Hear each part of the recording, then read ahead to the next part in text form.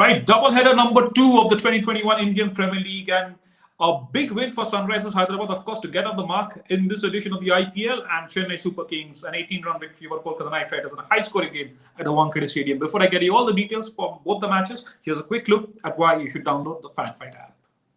It's match day. Play fantasy cricket now. Get up to 2.5 crores daily and lots more. 20 times more. Win big on Fan Fight.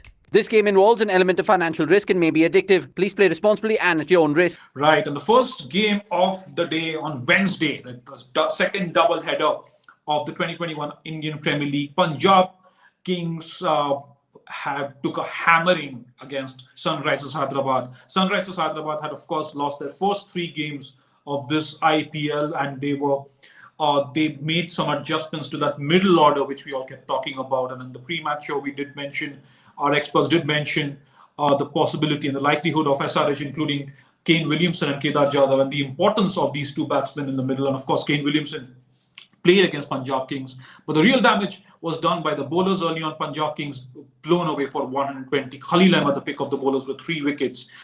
In response, David Warner and Johnny Bairstow, the Sunrisers Hyderabad openers, got off to a very good start, and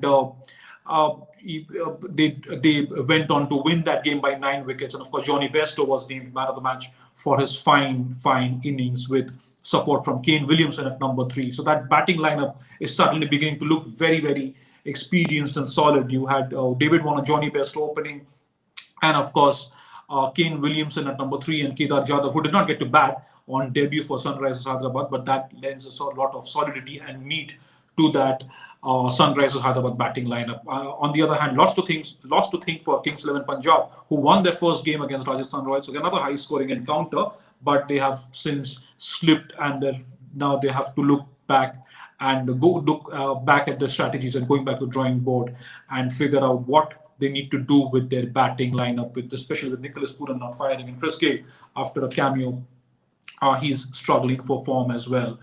And then at the Wankhede Stadium in Mumbai, Kolkata Knight Riders were defeated by Chennai Super Kings, who stormed to the top of the IPL 21 points tally with a hat-trick of wins. That was the 3rd successive victory after getting off to a losing start against Delhi Capitals in their campaign this season. Of course, Faf du Plessis top scored with 95 not out. There was a half century from Ruturaj Gaikwad, who did not start off the season very well. And it was vintage Chennai, really. There was power hitting, they were relentless. There was a cameo from Moeen Ali in at number 3. Then MS Dhoni promoted himself up the order at number 4, and got some quick runs, got a quick fire 17. And Chennai Super Kings had a huge total, well over 200, to challenge Kolkata Knight Riders. Kolkata Knight Riders, well, they came close. They lost by 18 runs. If you look back at the scorecard, if you look back at stats, you wonder, okay, they only lost by 18 runs, but the game had really gone out of their grasp in the first, in the power play itself, right? Deepak Chahar wreaking havoc once again.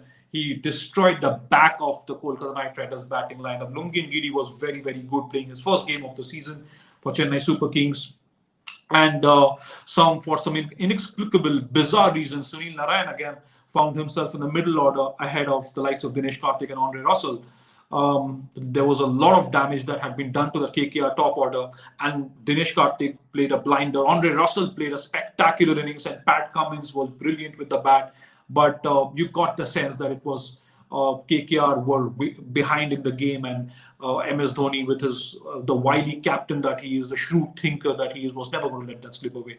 So at the end of the day, another disappointing night for Kolkata Knight Riders fans, disappointing night for the Knight Riders management and players, and of course Chennai Super Kings happy. They're back to business as usual after a disappointing season in the Middle East in 2020. Of course, 3-time champions, Indian Premier League champions, Chennai Super Kings are looking solid and strong again, looking dangerous now.